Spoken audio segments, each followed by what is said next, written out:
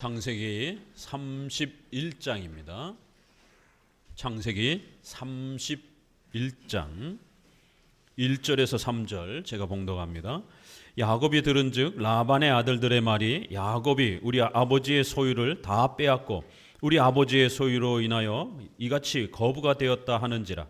야곱이 라반의 안색을 본즉 자기에게 대하여 전과 같지 아니하더라. 여호와께서 야곱에게 이르시되 내 조상의 땅 내 족속에게로 돌아가라. 내가 너와 함께 있으리라 하신지라. 아멘.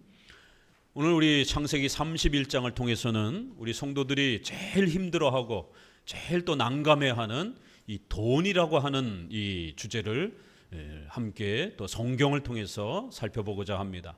과연 성경은 우리에게 돈이라고 하는 이 중요한 우리 일용할 양식이 되어지는 우리 생명의 필수적인 수단이 되는 이 돈이라고 하는 주제에 대해서 과연 성경은 어떻게 우리에게 말하고 어떻게 가르치는가?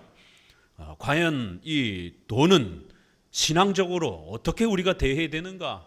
이러한 부분들을 함께 성경을 통해서 배워가는 귀한 시간이 되기를 바랍니다.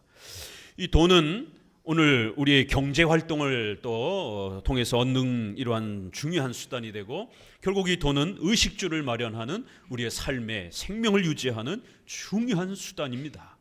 이렇게 소중한 수단이 기독교 2000년 역사 속에서는 양극단으로 극단적으로 잘못 해석되어서 성도들의 전 삶을 파괴하고 빼앗기도 했습니다. 가장 대표적인 것이 청부론, 부자가 되는 것. 오늘 한국교회의 80~90%는 이 기복주의에 빠져서 예수 믿으면 부자가 되고 병을 고치고 사업이 잘 되고 자식들이 성공을 하는, 이렇게 결국 예수님을 믿는 목적이 부자가 되기 위한 그런 결국 기독교는 돈의 종교가 되어버렸습니다. 청부론, 기복주의, 여기에 대한 반대로 금욕주의가 태동하기 시작했습니다. 교회가 타락했다라고 외치면서 중세시대에 수도사들이 산속으로 광야로 들어가서 그렇게 생활을 합니다. 완전히 삶을 거부하고 일상의 삶을 거부하고 혼자 동떨어져서 기도하고 예배하고 찬송하는 이러한 신앙에만 전념하는 이러한 청빈론, 금욕주의가 팽배했습니다. 종교개혁 이후로도 제세례파를 중심으로 해서 또 경건주의가 등장을 했고, 왜 이름을 경건주의라고 말했겠습니까? 의식주의, 성도들의 삶을 죄악시 취급하고 그런 건 필요 없다라고 하면서 오로지 기도하고 예배하는 데만 전념하는 경건 생활에만 전념했기 때문에 이러한 분파들을 경건주의라고 말하는 겁니다. 그럴 때 이 경건주의가 그럼 누구냐라고 할 때 감리교, 성결교, 구세군, 오순절파, 이러한 일반적 복음주의 교파들이 대부분 다 경건주의 교파에 해당이 됩니다. 그럼 우리 장로교는 어떤 돈에 대한 입장을 가졌는가? 섭리적 청부론 개념을 가졌습니다. 분명히 부에 대한 부분은 존중한다라는 겁니다. 그러나 합법적으로 성경의 하나님의 통치와 다스림의 섭리라고 하는 합법적인 방법으로 부를 읽었을 때에 그 부는 하나님 앞에 소중한 것이라는 거예요. 성경적 청부론, 이거를 다시 한번 하나님이 인도하시는 방법대로 부를 일군다, 이렇게 해서 섭리적 청부론, 이렇게도 표현할 수가 있습니다. 부가 하나님 앞에 축복이 되는 것이에요. 그러나 합법적이지 않은 방법으로 부를 일구게 되면 그 부는 심판과 형벌의 원인이 됩니다.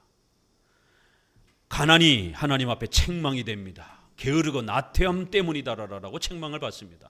그러나 때로는 성도들이 저항하다가 신앙의 본질을 지키기 위해서 국가에 또 저항하다가 가난해지게 되면 그 가난은 축복이다라고 이렇게 말합니다.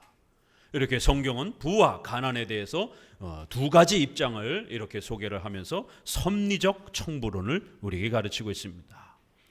돈은 결코 구원의 본질, 축복의 본질로 이야기하지 않습니다.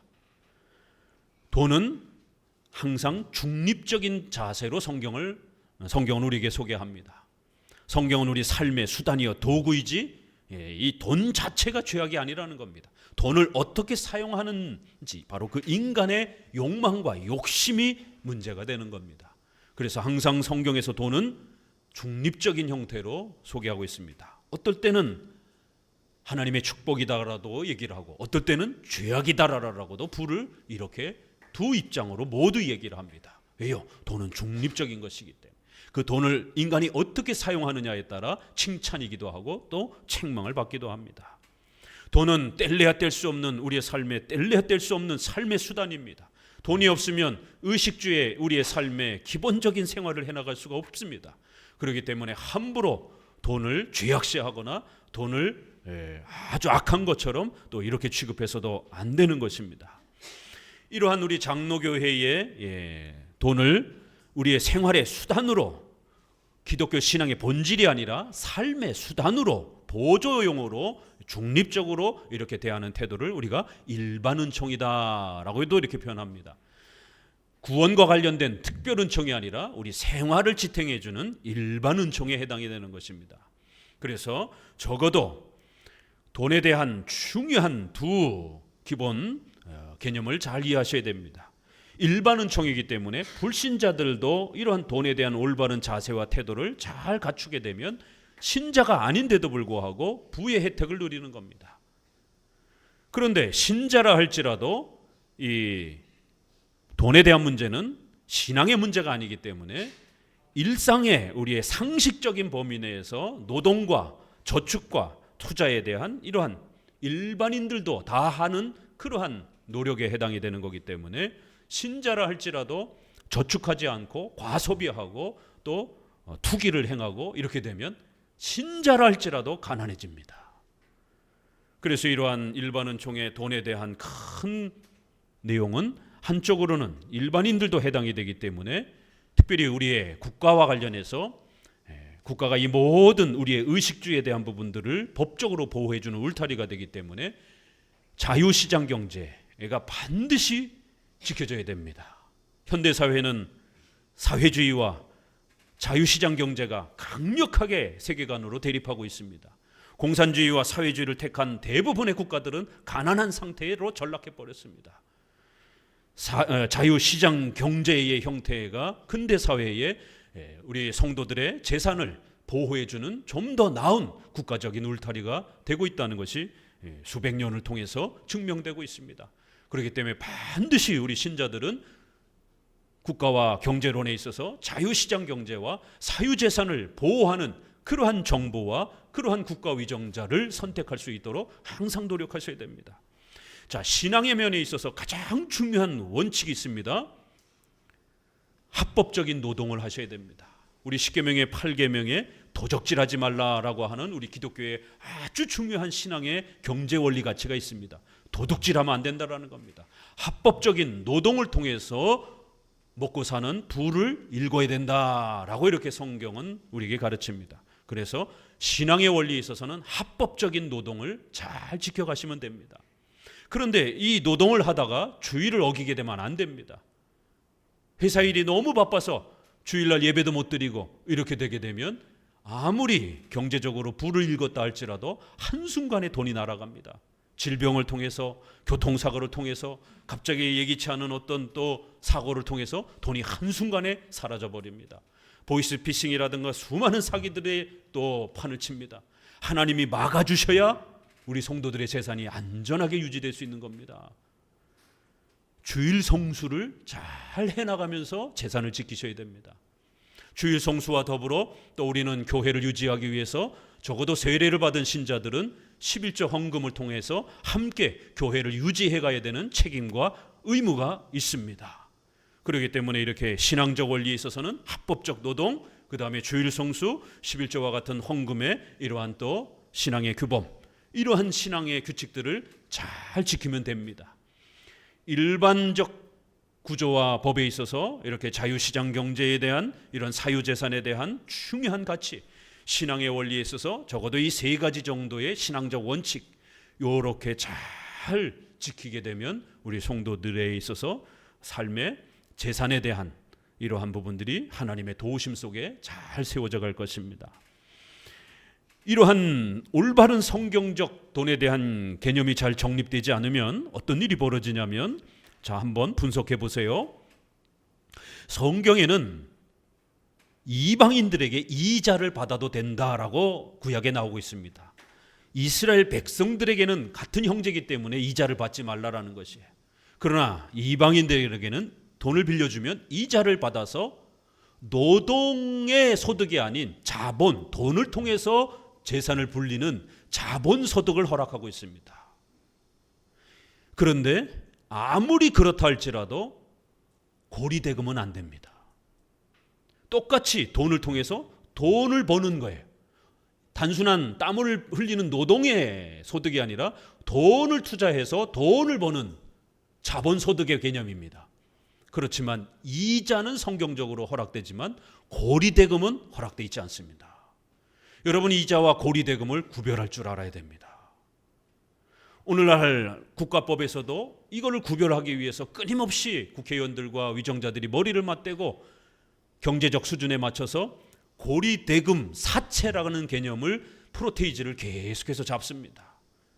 국가법에서도 이자를 안 주면 20%, 옛날에는 25%였어요. 20%의 지연이자를 주도록 국가에서 합법적으로 20% 상한선을 정해놨습니다.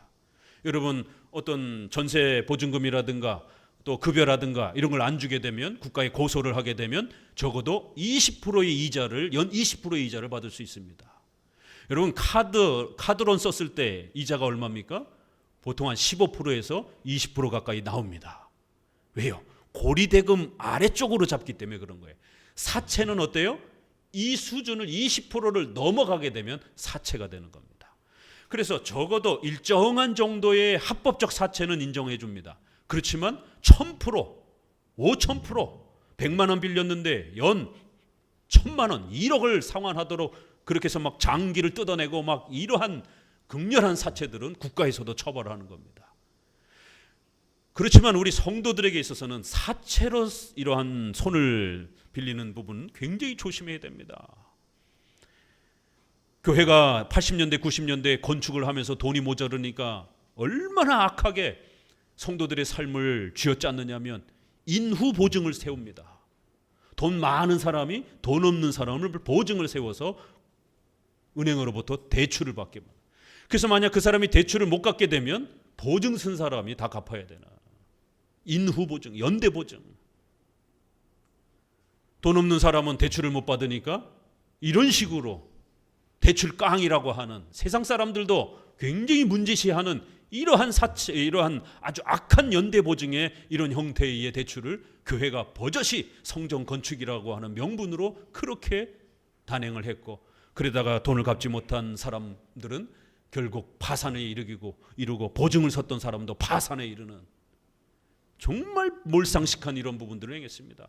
그래도 모자르니까 사채에다가 돈을 써서 어마어마한 이자를 감당을 못해서 결국 교회가 건축하다가 경매로 넘어가게 되는, 성전 건축이라고 하는 종교적 명분으로 이런 비상식적인 일들을 통하여 성도들의 삶을 위협했던 겁니다. 이자와 고리대금이 과연 오늘 우리 시대에 어떻게 적용되고 우리 성도들은 어디까지 합법적으로 대출이라든가 이런 부분들을 사용할 수 있는지에 대해서 이자와 고리대금을 구별할 줄 아셔야 됩니다. 노예와 인신매매는 어떻습니까? 노예는 고대 근동시대의 합법적인 노사관계의 경제활동이었습니다. 그래서 이스라엘 백성들도 혹시라도 가난해졌을 때 먹고 살 게 없으면 돈 있는 사람에게 자신을 맡깁니다. 그리고 희년이 되면 노예의 채무를 풀어줍니다. 이렇게 먹고 살 게 없으면 돈 있는 사람에게 노동을 제공하면서 일정한 노동관계의 계약을 맺었던 것이, 이것이 구약에는 노예제도 개념 형태로 그렇게 구성이 되었고, 그래서 구약에서도 다 허락해 줍니다. 신약에서도 노예제도를 그냥 허락해 줘요. 그렇다고 이제 우리가 오늘날 개념에 있어서 이 노예제도를 무조건적으로 허락하는 건 아닙니다. 시대가 바뀌면서 좀 더 노동의 이러한 조건들이 훨씬 더 수준이 높아졌기 때문에요. 그렇지만 성경에서도요, 인신매매는 가차없이 죽이라라고. 그러니까 구약의 악한 노예제도는 인신매매 개념 형태의 노예제도 개념이에요. 주인이라고 해서 그 종과 노예의 생명을 함부로 막 해치고 이러면 이게 인신매매에 해당이 될 수가 있습니다. 이런 형태들은 성경도 철저히 금합니다. 노예제도와 인신매매가 뭐가 다를까? 오늘날 경제적 개념 아래에서 우리가 고민해 볼 필요가 있는 겁니다. 자, 노동활동은 합법적으로 열려 있습니다. 그러나 노동이라는 이름으로 오늘날 다단계, 도박, 국가에 합법적으로 신고하고 다단계를 암웨이라든가 또 경마라든가 이런 도박의 형태들이 있습니다. 국가에 합법적이라 할지라도 신자들은 절대로 허락되어 있지 않습니다. 이렇게 노동의 이러한 부분과 다단계의 이러한 부분들을 어떻게 구별할 것인가? 만약 한마음교회 안에서 다단계를 성도들에게 회원 모집을 한다든가 이것이 발각이 되면 성찬 중지도 필요 없습니다. 그냥 바로 출교입니다. 교회 전체가 붕괴가 될 수 있습니다. 저도 30년 목회하면서 3분의 성도를 다단계에 빠진 거를 이렇게 도와주려고 애를 썼는데 한 분은 구출해냈는데 2분은 결국에는 구출을 못했어요. 목회자조차도 빼내기가 너무너무 어렵습니다. 제가 직접 하도 요청을 해서 잠실에까지 쫓아가가지고 거기 와주면 내가 권면하는 신앙적 권면을 듣겠다라고 하도 그래가지고는 거기까지 쫓아가서 그 설명회를 듣고 그리고는 만나가지고 저녁을 먹이면서 소개하면서 오히려 그 정보를 제가 분석을 해서 왜 이게 잘못됐는지에 대해서 아무리 얘기해줘도 안 들어요.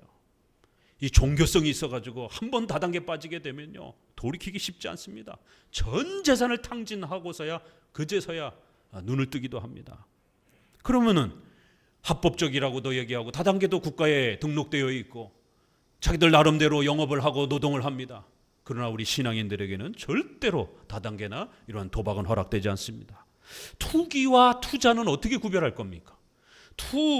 투자는 분명히 우리가 허락되어 있습니다. 은행, 주식, 보험, 부동산 다양한 이러한 투자의 형태들은 합법적인 국가의 합법적인 범위 내에서 우리 성도들이 사용하게 되면 자본주의 사회에서 열심히 노동을 하고 월급 받아서 아끼고 저축을 해서 내 집 마련을 하고 그 내 집 마련을 통해서 또 자본이 확대가 되는 이런 부분은 얼마든지 열려 있습니다. 자, 그러면 투기와 투자를 구별하기가 쉽습니까? 어렵습니까? 쉽지 않습니다. 과연 어떤 형태가 투자가 되고 어떤 형태가 투기가 되는가? 경제적으로도 대출을 낼 때에 아파트를 살 때에 일반 경제학자들이 30% 내지 40%의 대출이 넘어가게 되면 그건 투기에 해당이 된다라고 많이들 염려합니다. 그러면 적어도 우리가 일반 경제학자들의 이런 분석들을 도움을 받는 겁니다. 왜요? 성경에는 그 기준이 없으니까. 우리 일반 사회의 경제적 수준, 성도들의 경제적 수준 이런 걸 통해서 적어도 자신의 대출이 40%를 넘어가게 되면 조심해야 되는 겁니다. 그렇기 때문에 우리가 이 갭 투자라든가 이런 부분들이 어떤 부분에서는 열려 있을 수도 있어요. 그렇지만 자신의 자본에 너무 과도하게 대출이 이렇게 펼쳐지게 되면 굉장히 위험한 겁니다. 세상 사람들도 위험하다라고 전문가들이 계속해서 경고를 주는데 크리스찬들이 그거를 아무렇지도 않게 그냥 선택하고 하나님 도와주세요라고 기도하면 불법적이고 위험한 일을 선택해놓고 기도하면 하나님이 들어주시겠습니까? 안 들어주십니다. 투기와 투자를 열심히 일반 경제학자들의 도움을 열심히 경제 공부를 하고 또 십계명의 이러한 성경의 공부를 열심히 하면서 여러분의 마음의 욕심도 컨트롤해야 되고 또 국가의 법적인 대출의 이러한 구조도 잘 이해하면서 투기와 투자를 부지런히 구별을 해야 됩니다. 자본소득과 불로소득, 분명히 우리가 노동과 자본소득은 합법적입니다. 그러나 또 어떤 부분에 있어서 불로소득이라는 개념이 분명히 있습니다. 이러한 많은 경제적 이 분석을 하기 위해서는 우리 성도들은 자유시장 경제 안에서 펼쳐지는 자본주의 국가 안에서 이 돈이라는 게 어떻게 형성이 되고 어떻게 불려지고 어떻게 또 세워져 가는지 돈에 대한 공부를 열심히 하셔야 됩니다. 성인이 되어서 직장 생활을 하면서 돈에 대한 이러한 책을 한 권도 읽지 않는다? 그럼 부자가 될 수 없습니다. 경제적 자립을 할 수가 없습니다. 열심히 경제와 관련된 책들을 읽어야 되고 경제 전문가들을 통해서 소개되어지는 강의라든가 이런 유튜브를 통해서라도 부지런히 열심히 근검전략하면서 경제 공부를 소홀히 하면 안 됩니다. 이렇게 자유시장 경제에 돈에 대한 최소한의 실력을 갖춰갈 수 있도록 최선을 다하시고 신앙적인 원리 아래서는 또 우리 신앙의 또 책임과 의무를 잘 지켜가시면 됩니다. 잠언서에도요 10장 15절에 부자의 재물은 그의 견고한 성이라 가난한 자의 궁핍은 그의 배망이라, 이렇게 해서 열심히 근검전략하면서 부자가 된 사람들은 아주 삶을 견고하게 살 수 있다라는 거예요. 저는 가끔씩 우리 청년들에게도 얘기하는데 서장훈 씨가 코멘트해주는 그런 TV에서 나오는 그 말 참 멋있다라고 제가 늘 많이 얘기해줘요. 왜냐하면 저도 그걸 당해봤기 때문에. 적어도 경제적 자립을 해야 되는 이유는 떵떵거리고 뭐 명품을 휘두르고 이런 사치를 행하기 위함이 아니라 생명이 위급할 때에 치료를 받을 수 있는 도구가 된단 말이에요. 또 돈이 이렇게 부족할 때에 친구나 친척에게 수치스럽지 않게 돈을 꿔야 되는 이 창피스러운 이런 모습이 없기 때문에 너무 행복하다는 거예요. 어떤 분이 물었어요. 당신 그렇게 돈이 많은데 왜 골프도 안 치고 고급차도 안 끌고 다니고 왜 이렇게 사느냐? 뭔 재미로 사느냐? 그랬더니 자기는 돈이 많은 것이 그런 재미 때문이 아니라 돈을 빌려야 되는 그 수치스러운 그런 상황이 안 벌어지는 게 자기는 너무 행복하다라는 거예요. 여러분 돈 없을 때 친구나 가족에게 돈 빌려보세요. 얼마나 어려운가. 거기에 또 거절받아 보세요. 얼마나 수치스럽고 창피한가. 저도 겪어봤습니다. 그래서 저희 자식들에게 절대로 가족에게 형제지간에도 돈 벌리면 안 빌려줄 수 있는 상황이 벌어진다라는 거예요. 왜요? 그 사람도 먹고 살아야 되는 상황이 있기 때문에. 그럴 때에 그 도움받지 못했을 때에 그 창피스러움, 수치스러움, 견딜 수 없는 고통입니다. 적어도 그 정도의 위험한 상황은 돌입하지 않도록 경제적 자립은 하셔야 되는 거예요. 견고한 삶의 울타리가 된다라는 겁니다. 부자의 재물은 견고한 성이요 가난한 자는 그렇지 않다라는 거예요. 잠언서 10장 22절에 여호와께서 복을 주심으로 사람으로 부하게 하시고 근심을 겸하여 주지 아니하신다. 잠언서에 아주 명백하게 하나님이 부를 주신다라는 거예요. 우리가 돈 하면서 기복주의로 살아서는 안 됩니다. 신앙인들은. 그러나 삶의 수단으로서 또 이렇게 삶을 안전하게 살아가기 위한 이러한 부의 경제적 자립은 하나님이 주시는 선물이라는 거예요.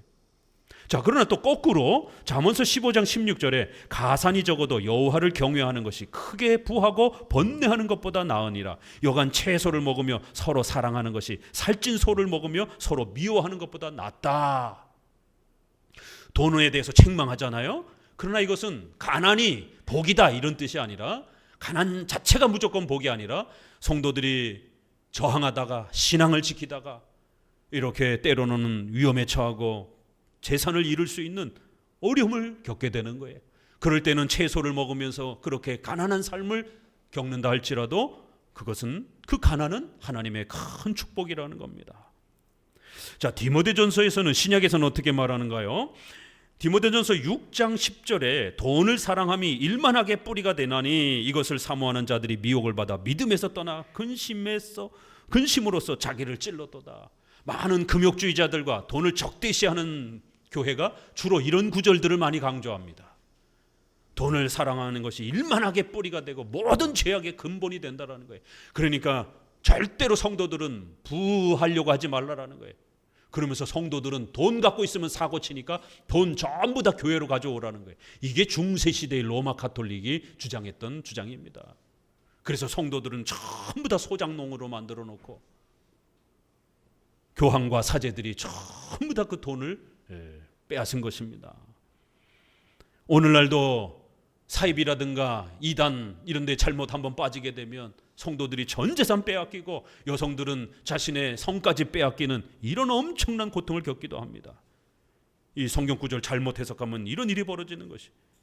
물론 성경에는 이렇게 돈을 책망하는 구절이 있습니다. 디모데전서 6장 17절에도 내가 이 시대의 부한 자들을 명하여 마음을 높이지 말고 정함이 없는 재물에 소망을 두지 말라. 부자들을 너무 동경하지 말라, 이런 말이 분명히 디모데전서에 있습니다. 자, 그런데 디모데전서, 같은 디모데전서의 4장 1절에 그 유명한 혼인을 금하고 식물을 폐하라 할 터이나 식물은 하나님이 지으신 바니 믿는 자들과 진리를 아는 자들이 감사함으로 받으면 된다. 성은 더러운 것이다, 돈은 더러운 것이다, 그러니까 갖지 마. 이 로마 가톨릭 가르침이잖아요. 그래서 사제들은 결혼 못하게 하고, 성도들도 교회에 절기가 있으면 절대로 부부지간에도 성관계 못하게 하고, 성은 애를 낳는 수단으로만 사용하게 되고, 이렇게 성을 아주 불경하고 더러운 걸로 취급하고, 돈도 더러운 걸로 취급합니다. 4장 2절에 이렇게 주장하는 자들은 자기 양심이 화인 맞아서 외식함으로 거짓말하는 자들이고 귀신의 가르침을 주장하는 자들이라는 거예요. 오늘날 한국교회가 두 편으로 나눠져 있습니다. 한쪽으로는 돈 하면서 기복주의에 빠져 있고, 한쪽으로는 금욕주의에 빠져가지고 돈을 죄악시하면서 악하게 취급을 합니다. 그러나 성경은 이렇게 돈을 악하게 취급하는 이러한 가르침들은 귀신의 가르침이라고 말합니다. 디모데전서 5장 8절에 누구든지 자기 친족, 특히 자기 가족을 돌아보지 아니하면 믿음을 배반한 자요 불신자보다 더 악한 자니라. 가족들을 잘 돈으로, 식물로 잘 보살피는 것이 우리 신자들의 큰 신앙의 책임이요 의무라는 겁니다.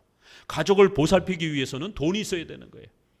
여기서 문맥은 과부에 대한 이야기를 하는 겁니다. 과부가 있으면 함부로 바로 교회에서 도와주지 말라라는 거예요. 일단 그 과부의 친인척들을 살펴보고, 친인척들이 있으면 그 친인척들이 그 과부의 생계를 먼저 책임지라는 겁니다. 정말 어렵고 아무도 도와줄 수 없는 과부와 고아만 교회가 공적으로 도와주라는 거예요. 멀쩡히 도와줄 친인척이 있는데 친인척들이 자신들의 의무도 행하지 않으면서 그거를 교회에다 맡기면 안 된다는 겁니다. 이런 돈에 대한 이야기를 하고 있는 거예요. 자, 이 디모데전서 5장 8절 하고요, 오늘 창세기 30장 30절이 우리 신앙고백서 대요리문답에, 웨스민스터 신앙고백 대요리문답에 8계명 돈에 대한 원리를 가르치는 데에 중요한 성경 구절로 이 두 구절을 사용합니다. 오늘 우리 창세기 본문을 돈을 가르치는 성경 본문의 근거 구절로 사용을 합니다. 디모데전서 5장 18절에는요, 성경이 일렀으되 곡식을 밟아 떠는 소의 입에 망을 씌우지 말라 하셨고, 또 일꾼이 그 싹을 받는 것이 마땅하다 하였느니라. 목회자 사레비에 대해서, 소가 열심히 일을 할 때 입에다 망에 씌우지 말라라는 거예요. 떨어진 곡식을 먹고 힘을 내어서 일을 해야 되지 않느냐라는 거예요. 그것도 아까워가지고 입에다가 망을 씌우게 되면 소가 굶어 죽는다라는 거예요. 이렇게 교회를 위하여, 성도들을 위하여 열심히 영적으로 봉사하는 목회자의 생활과 사례비를 교회는 잘 보존해 줘야 된다는 겁니다. 돈에 대한 이야기를 합니다. 결코 돈을 자체를 적대시하는 건 아닙니다.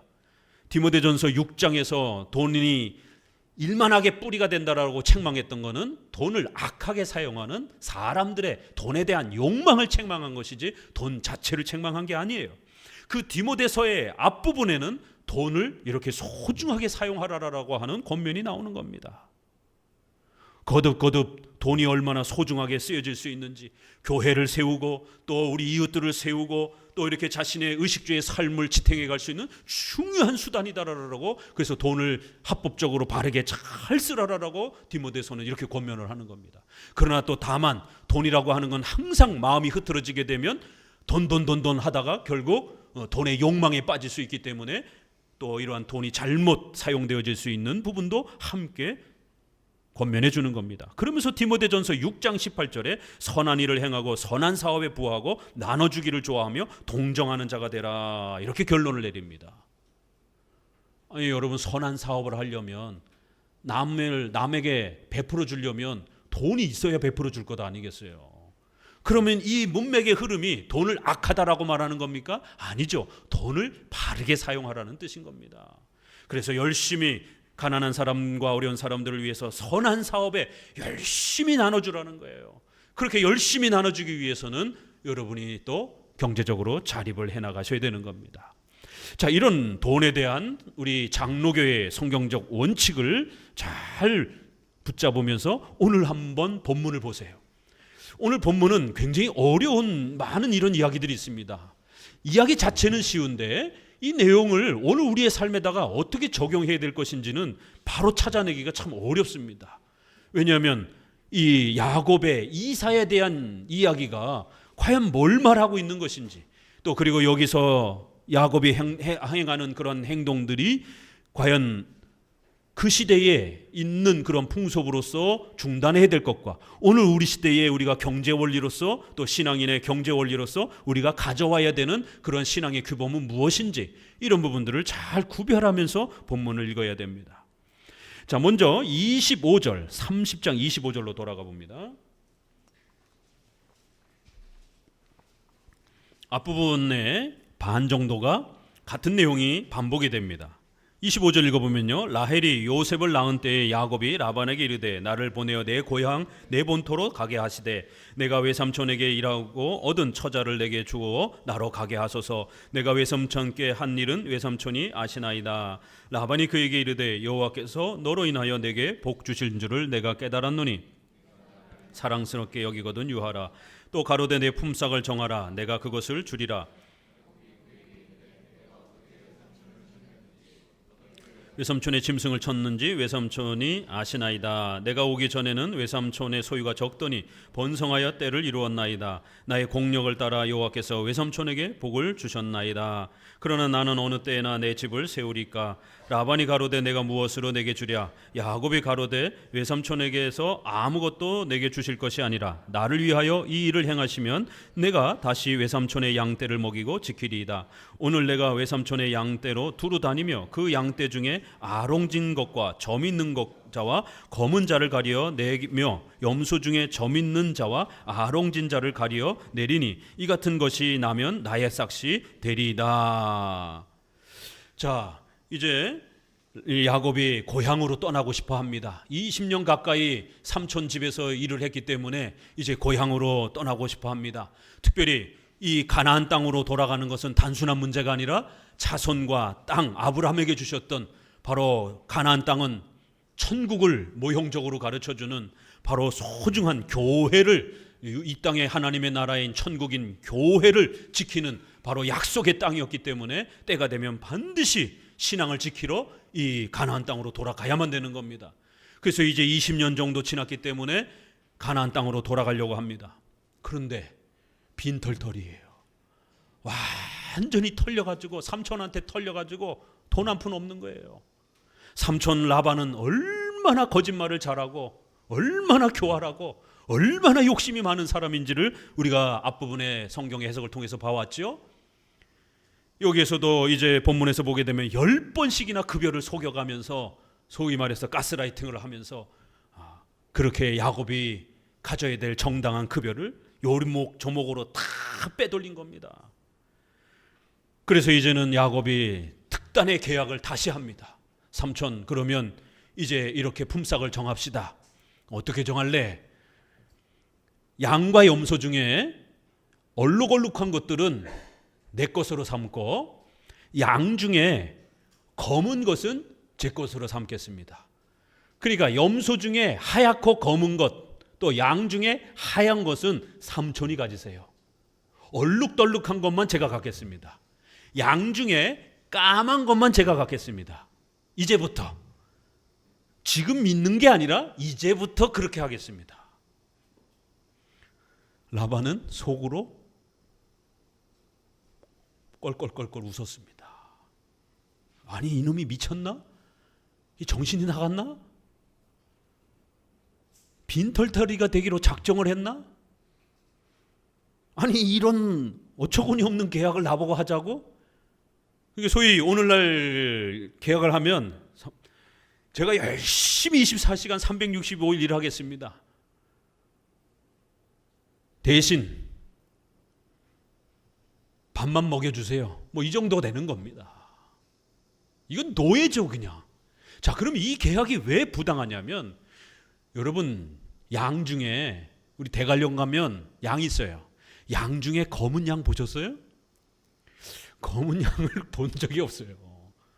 양들은 대부분 하얗습니다. 검은 양은 거의 없어요. 그러니까 라반이 웃은 거예요. 얘 바보구나. 야곱은 바보구나 이게. 자, 염소나 양 중에 얼룩덜룩한 거 봤어요? 염소는 어때요? 우리 주변에 염소 보시면 대부분 다 새카매요. 우리 한국에는 하얀 양이 별로 없어요.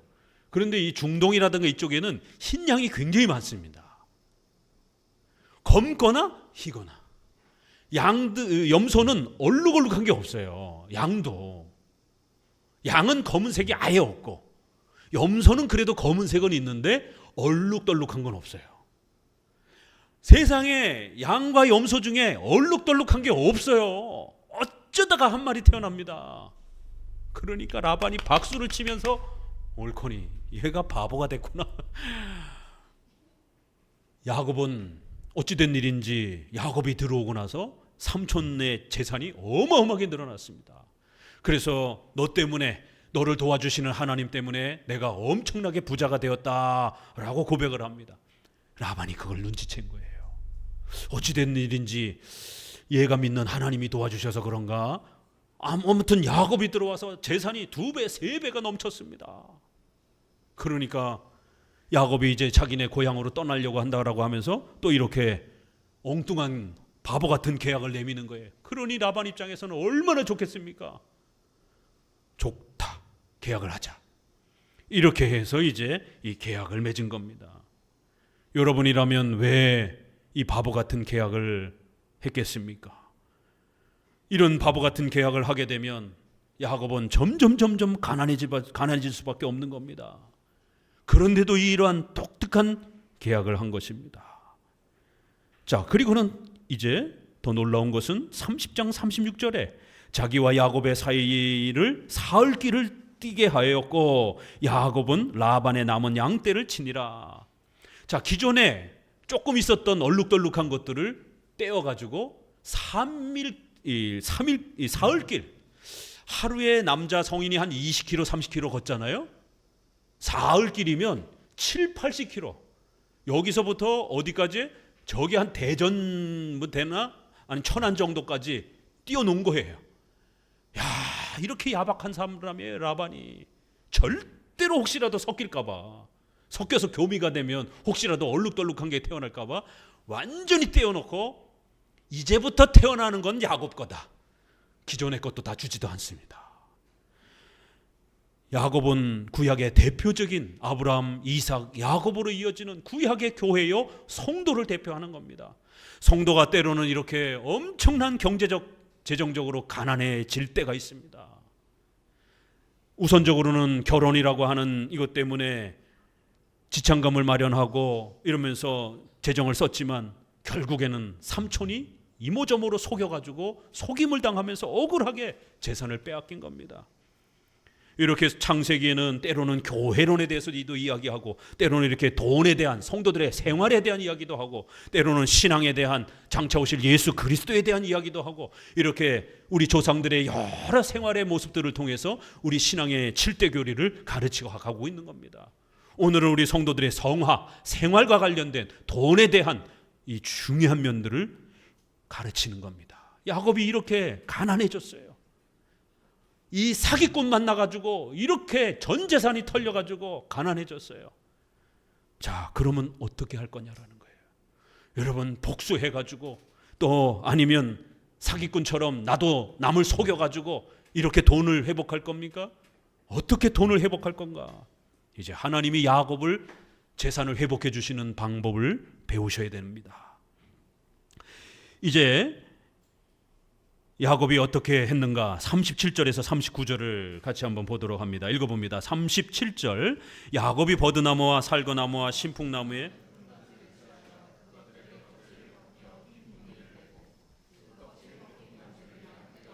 먹는 개천의 물구유에 세워 양떼에 향하게 하매 그때가 물을 먹으러 올 때에 새끼를 베니 가지 앞에서 새끼를 뱀으로 얼룩덜룩한 것과 점이 있고 아롱진 것을 낳은지라.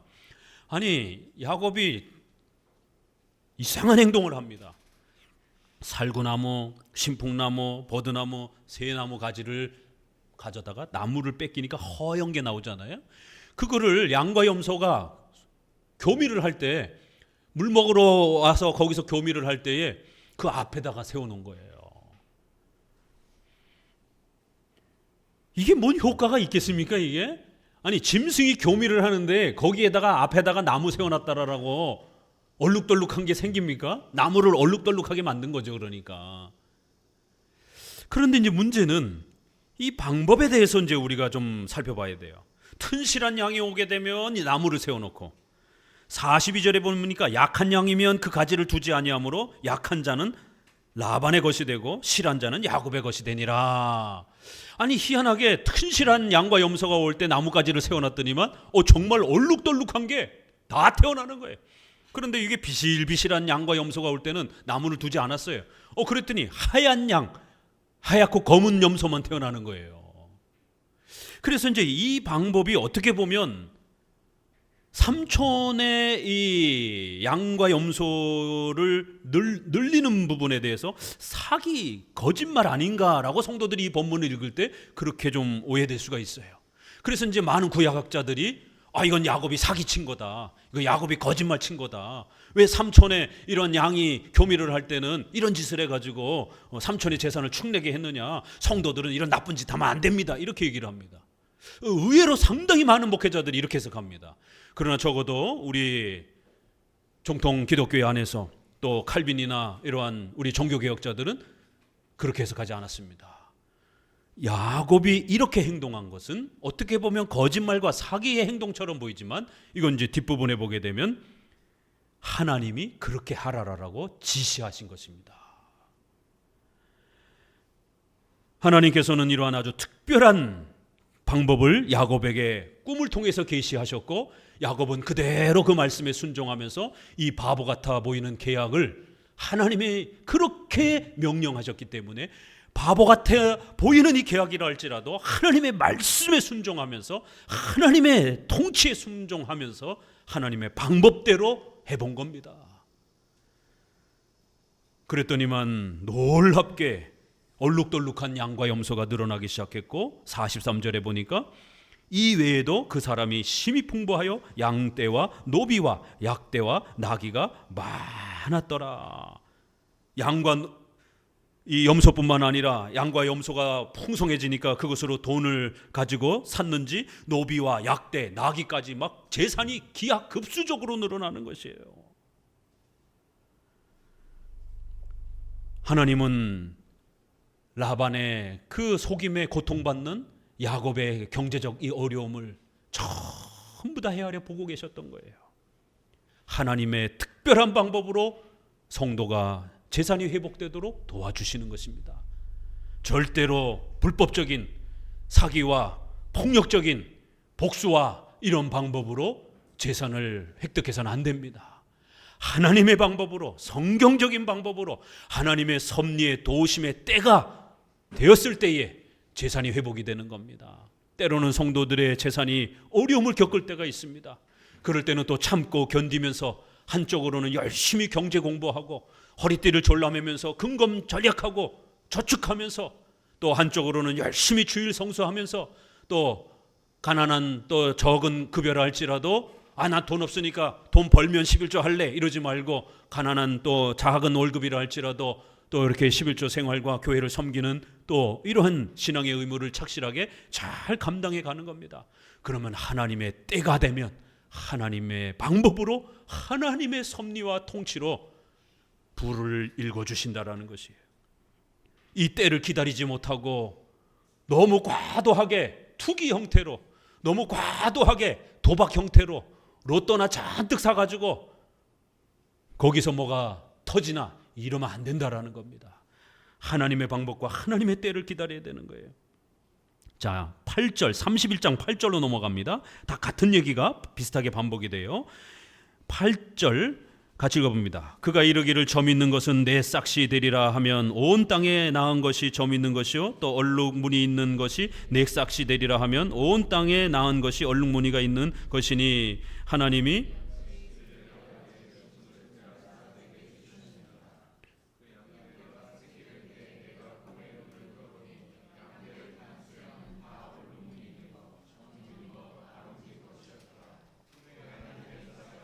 내게 말씀하시기를 야고바 하기로 내가 대답하기를 여기 있나이다 하매 가라사대 내 눈을 들어보라 양떼를 탄 수양은 다 얼룩무늬 있는 것 점 있는 것 아롱진 것이니라 라반이 내게 행한 모든 것을 내가 보았느니라.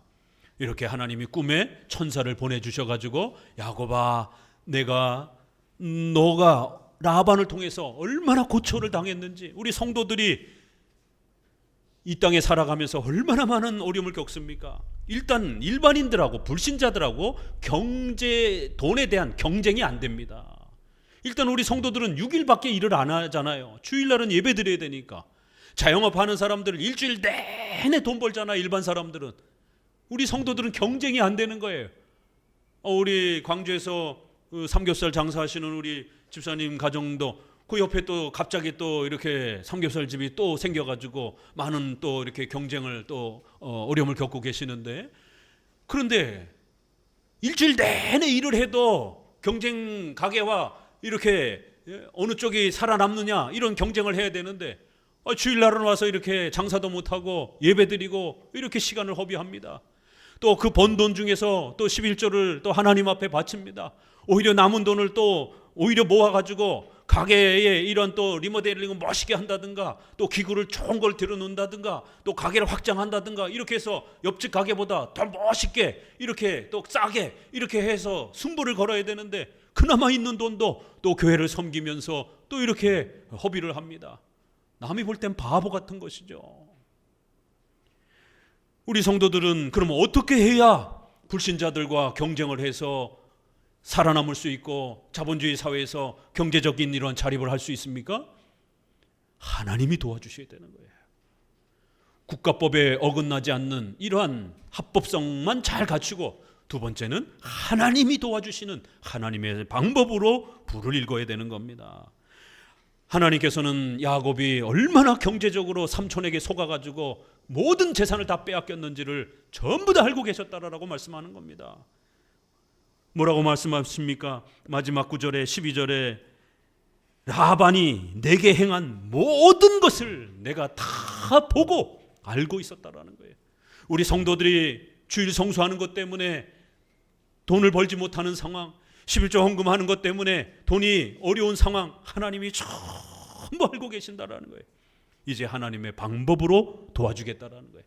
꿈에 천사가 나타나서 나무를 그렇게 가지를 베껴가지고 짐승들이 교미할 때 갖다 두라는 거예요.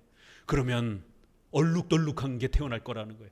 그러니까 삼촌하고 얼룩덜룩한 것은 너 것이 되도록 그렇게 계약을 맺으라는 겁니다. 세상 사람들은 짐승이 교미를 했을 때 대부분 다 하얗고 검은 것이니까 그것만 바라볼 거라는 거예요.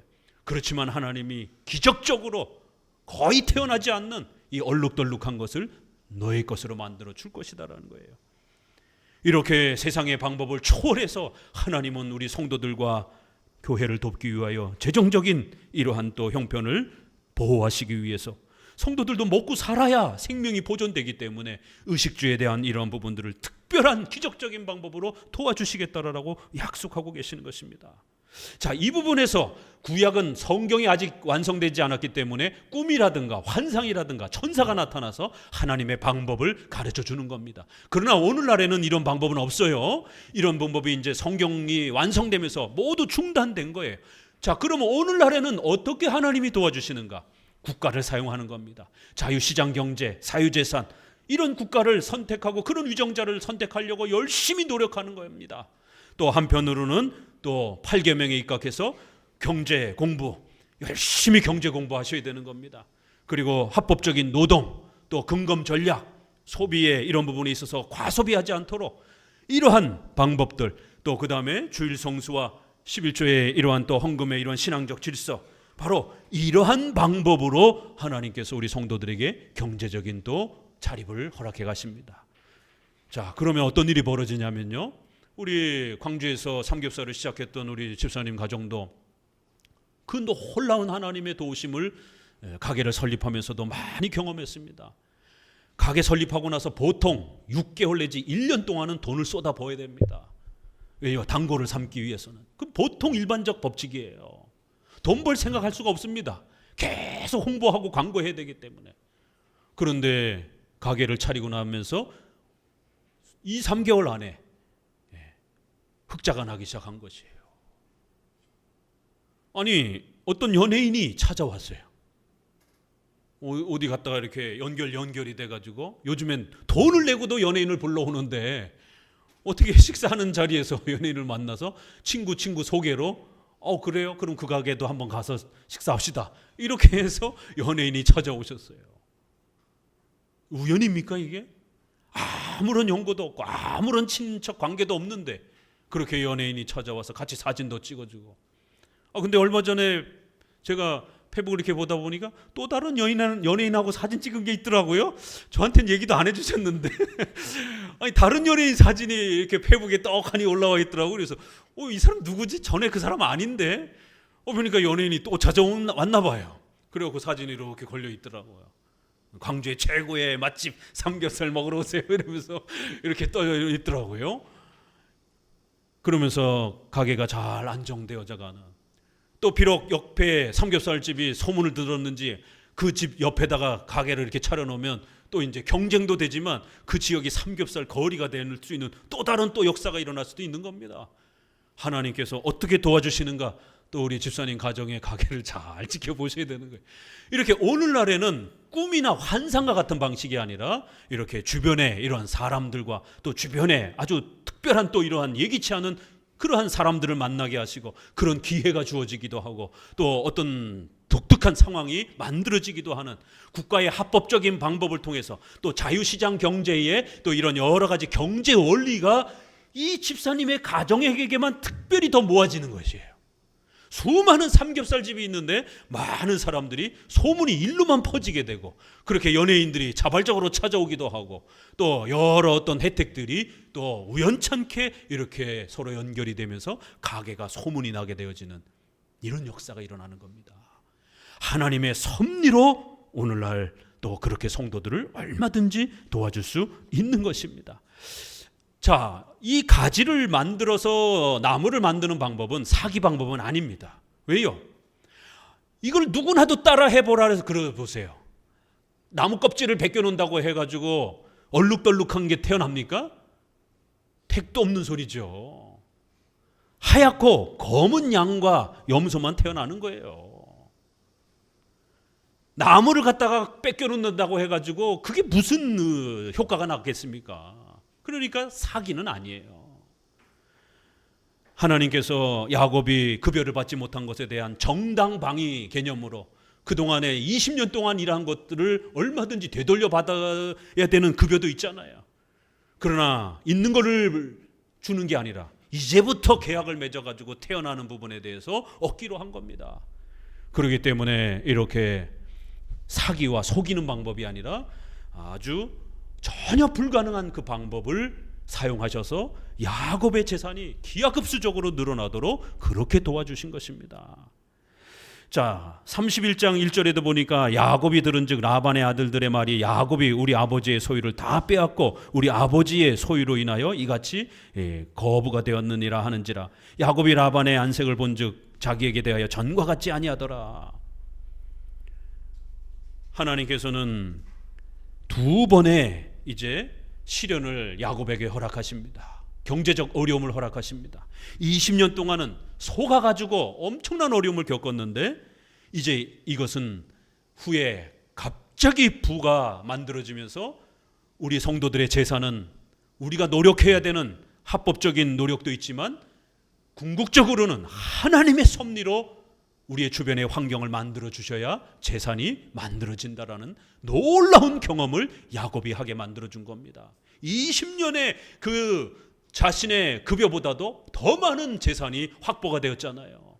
하나님께서 재산을 만들어 주신다라는 엄청난 체험을 배울 수 있도록 하기 위하여 20년 동안의 경제적 어려움을 겪게 하신 것입니다. 자, 두 번째 또 다른 시련이 닥쳤습니다. 야곱이 부자가 되기 시작하니까 이 교활한 라반이 눈이 돌아가기 시작한 거예요. 화가 나기 시작한 거예요. 이놈이 내 재산을 혹시라도 빼돌린 거 아니야? 벌써 그 라반의 아들들이 화가 잔뜩 나가지고 우리 아버지의 재산을 이 사촌이 되는 이 야곱이 다 뺏어갔다라고 화를 내기 시작하고 야곱에 대해서 적대적인 마음을 품기 시작한 겁니다. 20년 동안 서로 형제처럼 지내고 그렇게 서로가 사랑하고 가족처럼 그렇게 아끼면서 살았는데 돈 때문에 라반의 가족들이 원수처럼 야곱을 대하기 시작하는 거예요. 야곱은 너무너무 불편해지기 시작한 겁니다. 때로는 우리 성도들이 돈 때문에 가족들하고 친인척들하고 얼마나 불편한 관계가 형성이 되기도 합니까? 하나님의 섭리가 작동된 겁니다. 만약 계속 가족들하고 친한 관계로 유지가 됐으면 야곱은 옳거나 좋거나 좋다 여기서 그냥 부자가 돼서 편안하게 살 수 있잖아요. 야곱은 가나안으로 돌아가야 돼요. 거기가 교회입니다. 거기가 아버지가 계시고 하나님이 약속한 땅입니다. 신앙의 터전입니다. 교회의 비유가 되는 가나안 땅으로 돌아가야 됩니다. 그런데 먹고 사는 게 풍성해지니까 여기서 그냥 배 두드리고 등 두드리고 살게 되는 이런 불신앙의 위험이 빠질 수 있는 거예요. 그래서 하나님은 시련을 주는 겁니다. 사랑했던 가족들이 적대관계로 돌변을 하면서 야곱은 어쩔 수 없이 떠나야 되는, 야곱 스스로가 결단해서 안 떠나니까 하나님이 떠나게 만드시는 것이에요. 이런 시련조차도 하나님의 섭리 역사를 통해서 신앙도 지키고 재산도 지킬 수 있도록 그렇게 가족들의 관계가 틀어지도록 하나님은 그렇게 역사하신 것입니다. 자, 그러자 이제 이거를 해결하기 위해서 야곱은 어떻게 됩니까? 아내를 먼저 설득을 해야 됩니다. 아내들이 만약 안 가겠다라고 하면 다 파토가 나잖아요. 그래서 아내를 설득하도록 이제 부지런히 이야기들을 합니다. 아내들에게 뭐라고 얘기를 하냐면 31장 1, 2절에 야곱이 우리 아버지의 소유를 다 빼앗고, 이거는 이제 그 가족들이 말을 하는 것이고요.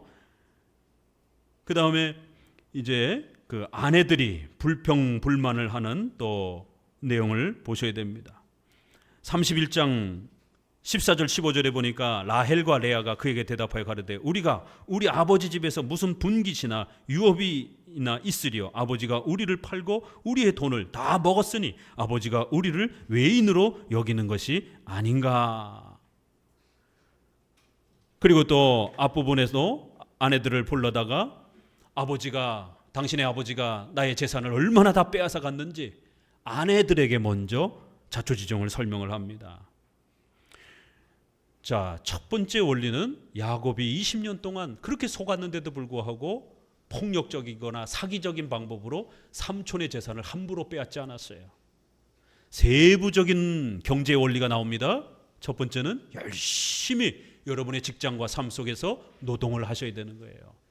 두 번째, 돈을 축적하기 시작하게 되면 여러분, 특별히 결혼한 분들은 자신의 벌었다 할지라도 아내와 남편은 경제 공동체이기 때문에 반드시 어떤 투자라든가 중요한 재산상의 결정을 할 때는 아내와 남편과 의논하셔야 됩니다. 한국 교회 많은 부부들이, 남자들이 특별히 아내하고 의논하지 않고 위험한 그러한 상품에다가 투자했다가 결국 한순간에 날려가지고 우리가 TV에서 보는 것처럼 자식하고 가족들이 함께 그냥 자살을 하는 이런 경우들도 투자 실패해가지고 자살하는 경우도 많이 있습니다. 오늘 본문을 보니까 아내들 라헬과 레아를 열심히 설득을 합니다. 왜요? 라헬과 레아는 고향이잖아요. 여기가 가나안 땅은 가본 적도 없는 곳이에요. 머나먼 타국으로 떠나자라고 하는데 그게 쉽겠습니까? 여기 친척과 가족들이 다 살고 있는데 떠나기 어려운 것입니다. 만약 아내와 자식들이 안 떠나겠다라고 하면 야곱에게도 난처한 겁니다. 그래서 아내들을 불러다 앉혀놓고 그동안에 있었던 일, 또 하나님께서 불을 읽어주신 이 역사, 또 내가 왜 가나안 땅으로 떠나야 되는지에 대한 이런 사명, 이런 모든 부분들을 충분히 설득합니다.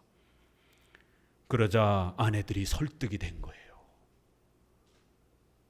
가만히 생각해 보니까 우리 아버지가 우리의 돈을 다 뺏어갔다라고 이렇게 아내들도 이야기하는 거예요.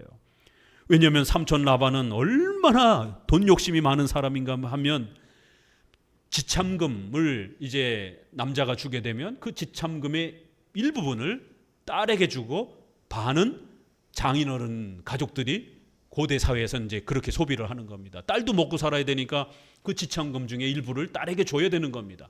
그런데 그 딸들에게 돌아가야 될 지참금까지 다 뺏어 먹은 겁니다. 이 라반이. 그러니까 이제 남편의 말을 들으니까 자기들에게 지참금도 주지도 않고 돈 한 푼 제대로 확보해 주지 않은 게 확실하니까 그러면 같이 떠납시다. 이 재산을 어떻게 지킬 것인가? 여러분에게 이제 생긴 부를 어떻게 지킬 것인가를 고민하고 있는 거예요. 부를 많이 읽었는데 이 부를 지켜야 됩니다. 이 부를 잘못하면 지금 라반과 그 자녀들에 의해서 빼앗길 수 있는 상황이 벌어진 겁니다. 적대 관계가 되었으니까 아내들 입장에서 봤을 때 오빠나 동생들이 재산을 뺏을 수도 있는 이런 상황이 벌어진 겁니다. 그러니까 떠납시다. 같이 결정을 한 겁니다. 이렇게 아내와 남편은 경제 부분에 있어서 충분히 서로가 의논하고 서로 설득하고 서로 이해하면서 경제 공동체를 만들어가는 겁니다.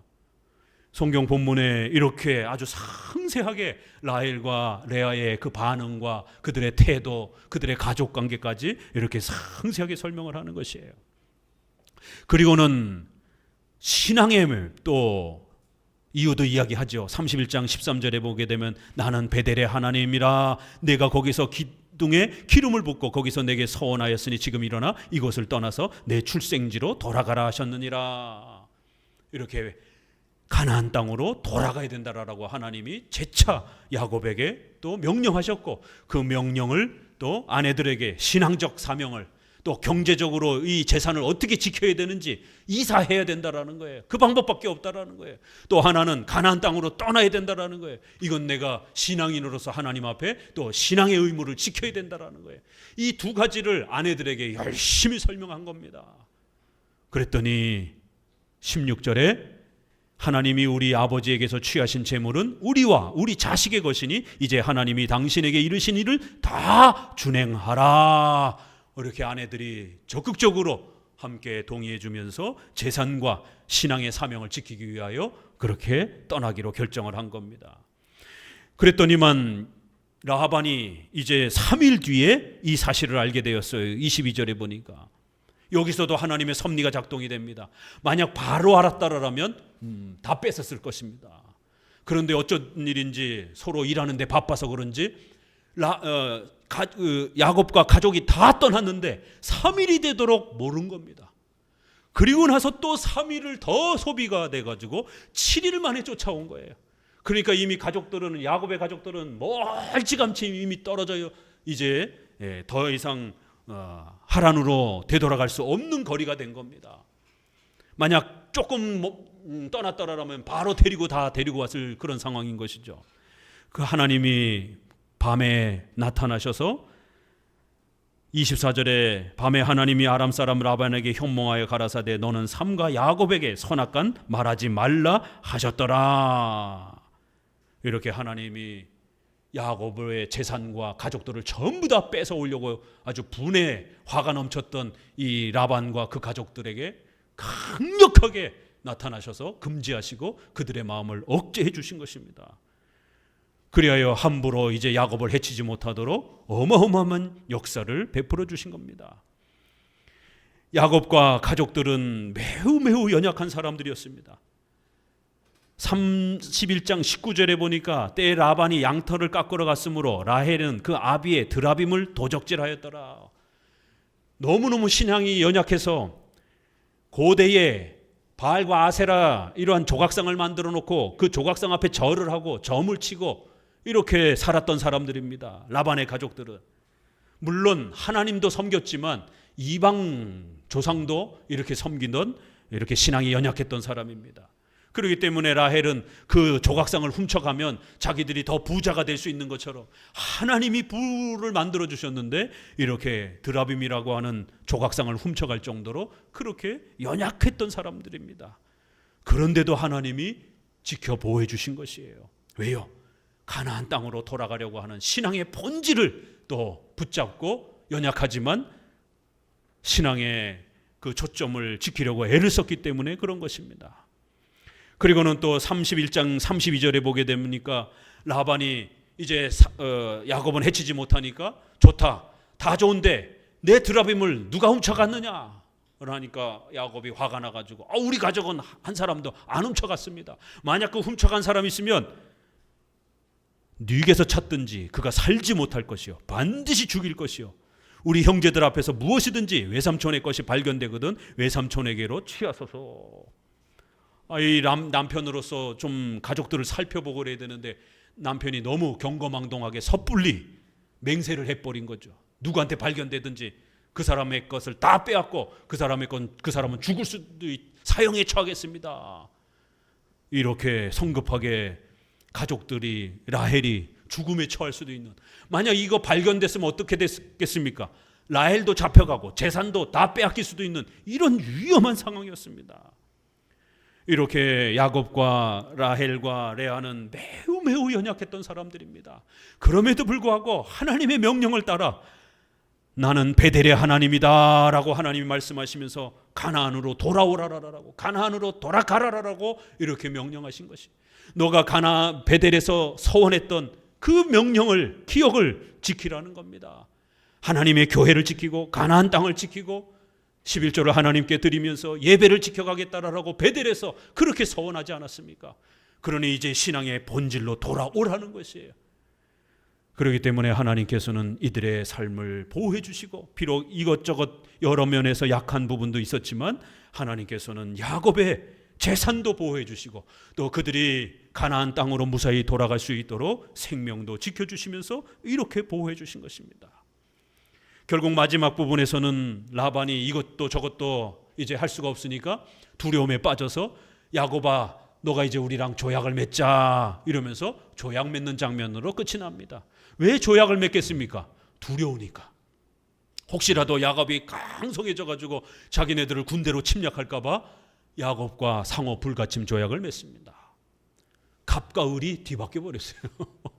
그동안은 라반이 모든 것을 빼앗으면서 주도를 했는데 하나님께서 라반을 이렇게 꾸짖고 책망하고 야곱이 부가 풍성해지고 이러니까 이젠 대등한 관계를 넘어서 혹시라도 야곱이 자식들을 공격할까 봐 두려움에 빠져서 야곱과 서로 불가침 조약을 맺으면서 이 본문이 끝이 납니다.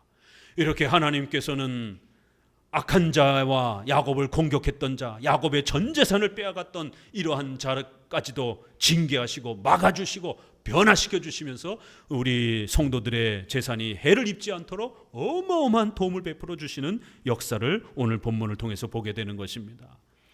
오늘 우리 주보에 있는 부분 한번 읽어보면서 말씀을 맺습니다. 우리 웨스트민스터 신앙고백 대우리 문답의 8계명 도적질하지 말라라는 부분에 5번 가로 뒷부분부터 읽어봅니다. 우리의 생명 유지에 필요하고 편리하며 형편에 맞는 것들을 얻고 보존하며 사용하고 처리하려는 주의 깊은 생각과 연구를 하는 것이며 정당한 직업과 그것에 근면한 것이며 검소함과 불필요한 소송과 보증 서는 일이나 기타 그와 같은 채무들을 피하는 것과 우리 자신의 것뿐만 아니라 다른 사람들의 부와 재산을 획득하며 보존하고 증진하기 위하여 모든 정당하고 합법적인 수단으로 노력하는 것이다.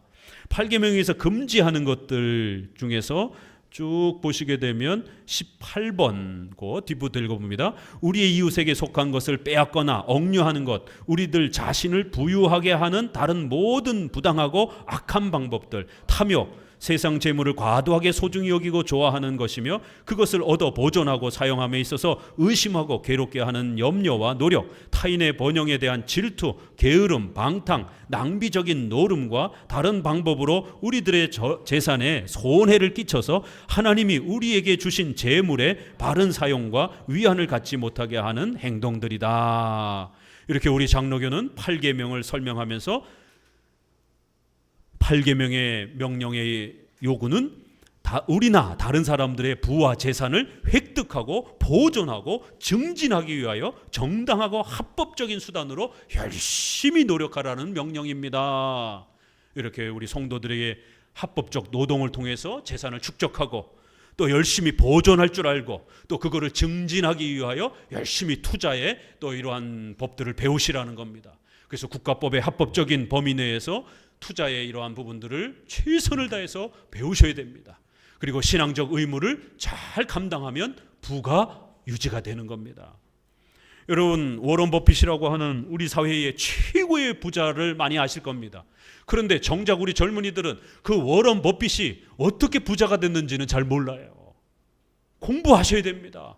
워런 버핏이 10대 때 읽었던 그 유명한 책이 있습니다. 우리 어린아이들에게, 자손들에게도 꼭 부모가 사서 읽혀주세요. $1,000를 버는 1,000가지 방법이라고 하는 책이 있습니다. 우리나라에도 번역이 돼 있어요. 워런 버핏 생애와 그 이야기를 자서전을 읽어보게 되면 워런 버핏이 그 책을 처음 접하고 나서 그 책을 수십 번, 수백 번을 읽었다라는 거예요. 그리고 거기서 이야기하는 대로 돈을, 이제 용돈을 가지고 벌어보기 시작했다라는 거예요. 이웃에게 이렇게 껌을 사가지고 와가지고 축제 때 이웃에게 껌을 팔아보기도 하고, 그리고 나서 10대 때 $1,000를 벌고 대학교를 들어가면서 벤자민 그레이엄이라고 하는 유명한 그 미국의 투자 전문가를 만난 겁니다.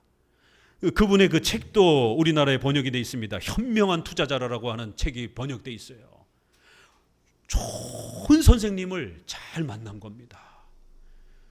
어려서 중요한 경제와 관련된 책을 읽은 겁니다. 그 책을 통해서 벤자민 그레이엄을 알게 됐고, 그래서 일부러 그 선생님을 찾아갔고, 그래서 그 선생님과 교제하면서 주식과 투자라는 개념을 알기 시작했고, 전문적인 그러한 투자자로서 성장한 겁니다.